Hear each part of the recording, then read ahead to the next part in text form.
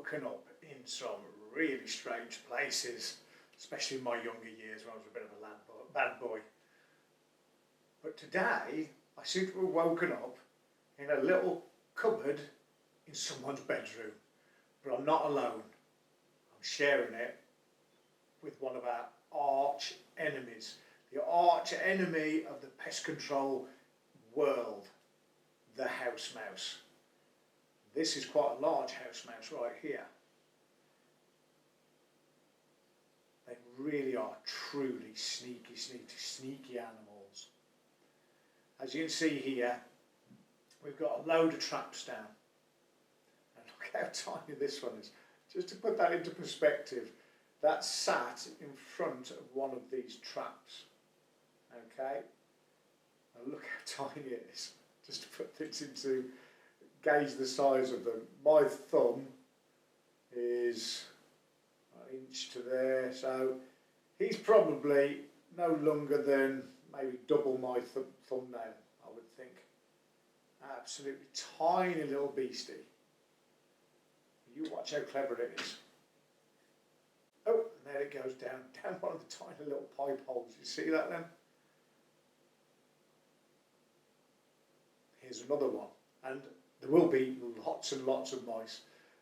A lot of people seem to presume that they've got one house mouse. It doesn't really work like that. They are lean, mean breeding machines. They make rabbits look like they're not even interested in sex. One pregnant female house mouse in just 12 months can turn into 2,000 mice. That's prolific, isn't it? I mean, look at this little bugger over here now, look at him. See what he's doing? He's literally, these are so sensitive. So I'll set this trap and I'll show you. So that little mouse is going up on that treadle there. Boom! And this guy, he's come along and he's leaning on it. He's like, ah. And what it's doing, it's taking all the bait that's on the top of the pressure plate or the treadle, which is this bit here, and that's where the bait goes inside that hole in the middle. But to get the stuff out of that little well in the middle, watch what it does. Look, oh my God, it's actually standing on the pressure plate, on the treadle. They're that tiny, absolutely minuscule little mouse. And it's actually sat on that, look. Oh! As if by magic it comes back. But you can see how catching these little tiny baby house mice is so challenging. These are professional traps as well, don't forget. These aren't ones you've just bought off Amazon or probably made in China. But, you know, these are quality traps. And because these mice are so tiny and so clever, oh, it just jumped then.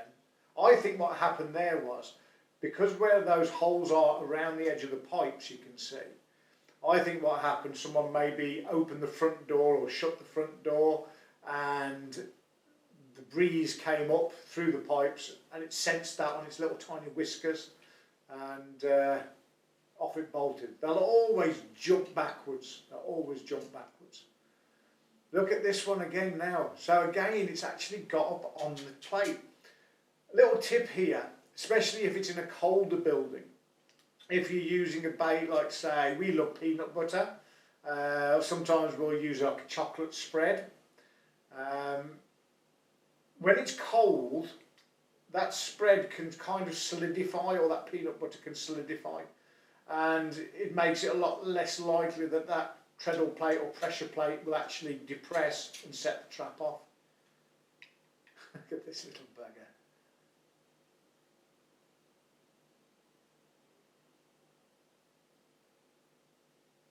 Here's another one now. I think this one might be about to show us another little technique that house mice have learned over the years. And that is, there's the pressure plate. If it goes underneath the pressure plate, that's all well and good, nothing's going to happen. Look at this guy. Oh, well, you've almost got to admire them. But look what it's done now. It's climbed up onto this bar at the back and it's eating the food from this direction. So it's going through underneath and it's eating it from there. And then, even if the trap goes off, the worst case scenario is it's going to get fired into the air, which would be great to get on camera. I'm sure we will one day, but keep on watching. And here's little Bob. Bob the Brave, are we going to call him?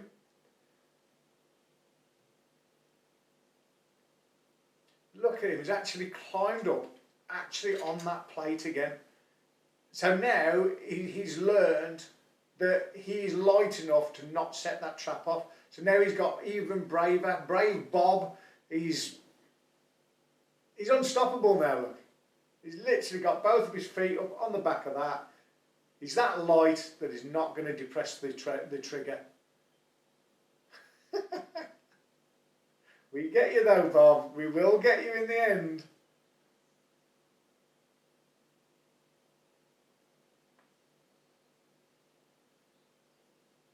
We've got some really, really interesting mouse videos that are coming out right now as well. We've got one where we actually finally get rid of all of these house mice out of this house, and I think it was attached to 10 other houses either side. If you're watching on mobile, I'll put a link in, or let me think now, it'll be up here somewhere, or maybe over there. But house mice, we cannot underestimate how difficult they can be to get rid of. They're an absolute nightmare, absolute nightmare. Quite often in this scenario, they'll get trap shy. So what happened on a couple more videos after this video was shot is they'd seen a couple of their comrades, oh, nearly got me then, that's how sensitive these traps are. They'd seen a couple of their comrades in the traps, dead. As soon as they saw that, they weren't going anywhere near those traps again, no chance. And they got a thing called conditioned learning, and once one of these mice learns a trick, all of their family and friends will learn the trick within days. It's said that every mouse in the county will learn the trick in a couple of months, and in a couple of years every mouse in the country will learn the same trick. So that's what makes them pests. And the reason that we ever put traps down in the first place is because you mustn't use anything like rodenticides against anything other than house mice and rats, obviously, brown rats. House mice and field mice, totally different animals. Field mice, a bit like country bumpkins, they're not the brightest, they're not as street savvy, they're not as ducking and diving. Look at this mouse here. This guy, he's definitely street savvy. But will he escape? Will he escape the traps? Keep watching. Keep watching. Wow.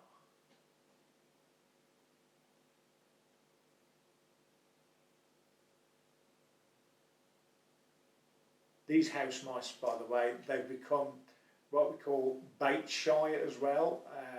So that means, even though we can use rodenticides, otherwise known as poisons,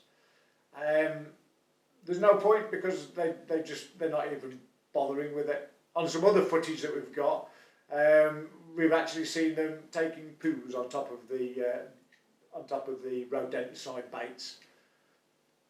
Almost like they're flicking the bird to us, isn't it? But well, we always win at the end. In the end, the pest interceptors, now whether it's field mice, rats, house mice, we will always solve your problem for you. But that's because we've got 10 years plus of studying our quarry, basically. Here's little Bob again, having his fill. And of course, I keep on calling it Bob. The reason we do this is because we get customers all the time on the phone. Hi there, pest interceptors. Oh, you've had the same mouse for what? Oh, 6 years I've had the one mouse. And his name Bob, is he? Okay. And of course, it can't be the same mouse because even in the best case scenario, a house mouse will only live for 3 years. In the wilds, it'll be lucky to make a year. But because it breeds so quickly, that's why they're so successful. Remember, one mouse Turns into 2,000 mice in a year. Oh, this might be Bobolina. We call her Bobolina because she keeps banging her head up and down like she's eating.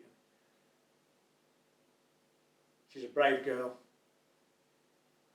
Oh, I think she knows what I'm talking about. Look, she stops eating. What's up, Bobolina? Come on, get your head in there. Go on, get that head down in there. Because what we want them to do is there's a little tiny well inside the middle of the trap. And that's where Bobolina is getting her head right down in there. And quite often we'll see these wells, as we call them, in the centre of the trap. We'll see that and it'll be absolutely crystal clear. And now, because of the powers of trail cams, we can see how they do it. They literally, they're that tiny, they can sit on that pressure plate and they can have their fill and never have the trap go off. You'll see as well that sometimes you need professional help because we're struggling to get these in the traps and the adult house mice aren't even entertaining the thought of coming near the traps now because they've seen their brothers in arms bang. So they're not going to. All we've got here is the young mice, which are basically so tiny, they're not heavy enough to set the traps off. But what we have to do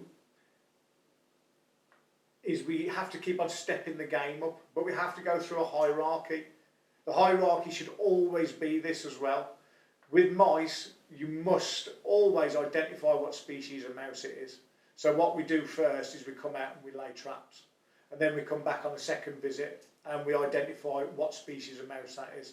Obviously, when it's house mice, you can be up against it a little bit. Even if it is house mice and we can get rid of them all with traps and by sealing entry points and stuff, then we must carry that out. The reason for this is we don't want mice full of poison going outside and getting eaten by things like barn owls and badgers and stuff like that, because they will get secondary poisoning.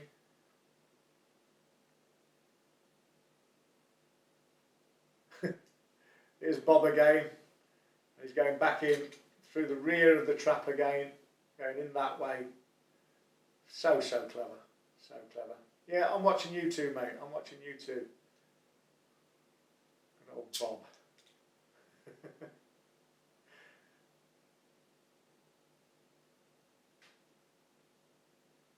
Oh, here's Bobolina again, his sister.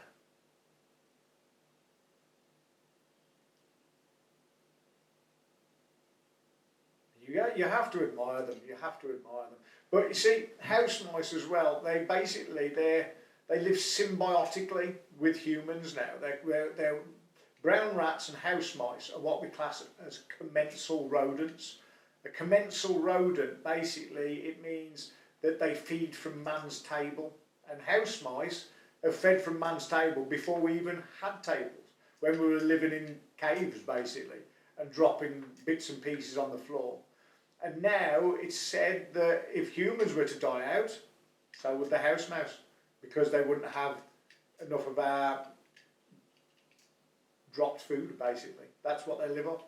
They're omnivorous as well, although they prefer to eat things like grains and things, like field mice would, wood mice. House mice, they're omnivores, they'll eat pretty much anything. I've seen them eat all sorts, from meat to veg to you name it, they'll eat it. One of the reasons that they cause so much damage is because they're nibblers. A rat will come along and it will eat everything that it finds. So one of the alpha males or females starts eating, say, a bait or a poison or something like that, or your loaf of bread. It'll carry on eating and eating and eating until there's no more of that, whatever it's eating is left. Whereas mice, they're nibblers. So say you've got a shop and you've got a load of different chocolate bars in there. What mice will do is they'll go to every single chocolate bar and chew a little corner out of each one. And they cause so much damage because obviously you've got to throw everything away then. Another problem with mice is with house mice, they're incontinent. So everywhere that they go, they're leaving a little trail of urine, which isn't very nice, is it really? Especially if they've gone across your work surface and then you prepare some food on there or something like that. They carry many nasty diseases. So as cute as house mice are, They're not very nice to be sharing your house with. One of the big giveaways that you find with house mice as opposed to field mice and wood mice and things like that, and we've got some interesting videos all about those as well. Again, if you look up here, if you're watching on the mobile, up there I think, we'll put a link there and you'll be able to see the differences between all the different types of mice. But back to the telltale smell that only house mice really have. Sometimes we'll go to a customer's house and literally they open the door and I get a waft of that biscuity smell, is the only way I can describe house mice. It's quite a distinct smell. The more house mice there are, the more that smell will get stronger and stronger and stronger. And on this house, we actually walked into the room and this biscuity smell literally hit you. It's not a vile smell by any means, but it's very distinctive, almost like when your nan used to have the biscuit barrel. If you'd have put your head inside that biscuit barrel, that's what house mice sound like. I think Bob's time is up. Let's... yeah, oh, that we're trying a different trap, are we, Bob? I don't know whether that's so clever, Bob. Oh! Bob's no more! But then we watched all this footage and we realised we needed to step up the game. And that's when the contact gel came out. So all the traps have gone now. You can see this paper tape on the floor there, all around all the pipes. You'll notice that mouse keeps popping its head up out of that hole. It knows something's different. It'll never have come across contact gel ever before, because if it did, it'd be dead. But it knows something isn't quite the same. Look how inquisitive it is, and it's like, what is this stuff? And it doesn't want to put its feet on there, because the way contact gel works is when they get it on their feet, because it's a sticky gel, or especially on their belly fur, what they'll start to do is they'll start to clean themselves. And when they get back to the nest, because it's so sticky, they'll start cleaning each other. And then they get it all over each other, and then they start ingesting more and more and more. When we watched this footage though, what we realised was these house mice, they're so clever. They've never ever gone up on this bit of pipe where this mouse has gone now. And it's doing that so it can avoid the contact gel on that paper tape around all the pipe holes. Look at it. It's like, it's thinking, can I jump over it without getting it on me? And it doesn't even know what it is, it's just avoiding it. It's avoidance, that's what it is. We even have a little bit of footage, and this is why we had to go back. We went back the next day, because what you'll see in a moment is one of the mice actually bridges across. Oh, that's enough. See that there? It's got its tail. It's got its tail in the contact gel. All its friends are going to clean that off now, and then they'll ingest the contact gel, which is rodenticide, which is an anti-coagulant poison, a very strong one at that. But what we saw is the mice avoiding the tape by stretching across it. You'll see it right now, I believe. You watch this one, look, see how it jumps across? Trying to avoid the tape and with the gel on it. It's no good looking at me, my friend. Your time is done. House mice no more. But what we did is we went back when we saw this footage and we put some tape and some contact gel on top of that pipe where it's going right now. We put some tape on there and then we put the contact gel on there. And we also went back and we made all the tape twice the width so that they couldn't just jump across it as they were before. Little did we know there was no need to though, because even though we'd only got these few mice on the trail cam footage that had got the contact gel on them. Oh, here it goes now, watch. You watch this now. See? Whoop, boom. Avoidance technique. Very, very clever. When we went back a week later to check on the trail cams though, what we found was that there was no more activity. In all honesty, that little bit of contact gel that they got on them on these bits of footage, that wiped out the whole population. because it'll have got back into the nest, and in the nest, like I said before, they'll start ingesting the poison without realising it. So as much as you want to look at me, little mouse, you're gone now. Mouse is no more.